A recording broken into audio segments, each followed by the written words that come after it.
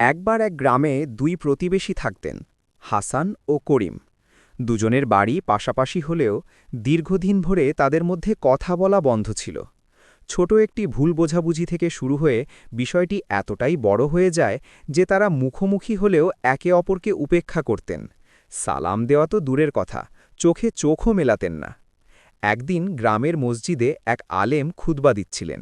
তিনি বললেন, তোমরা একে অপরকে সালাম দাও, তাহলে তোমাদের অন্তরে ভালোবাসা সৃষ্টি হবে। এই হাদিসটি শুনে হাসানের হৃদয় কেঁপে উঠল।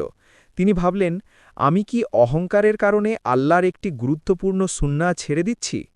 পরদিন সকালে হাসান মসজিদ থেকে নামাজ পড়ে ফিরছিলেন। হঠাৎ দেখলেন করিম রাস্তার অপর পাশ থেকে আসছেন।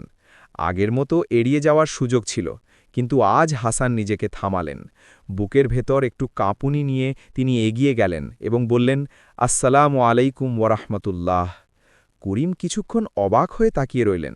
এতদিন পর এমন কণ্ঠে সালাম! তারপর তার চোখ ভিজে উঠল।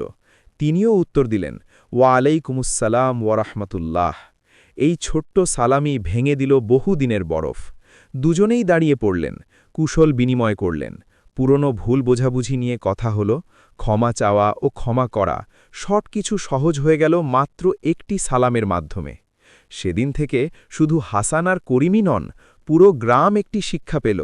সালাম শুধু একটি শব্দ নয়, এটি ভালোবাসার চাবিকাঠি, অহংকার ভাঙার হাতিয়ার এবং সম্পর্ক জোড়া লাগানোর সেতু। রাসূলুল্লাহ সাল্লাল্লাহু আলাইহি ওয়াসাল্লাম বলেছেন, তোমরা পরস্পর সালাম প্রচার করো।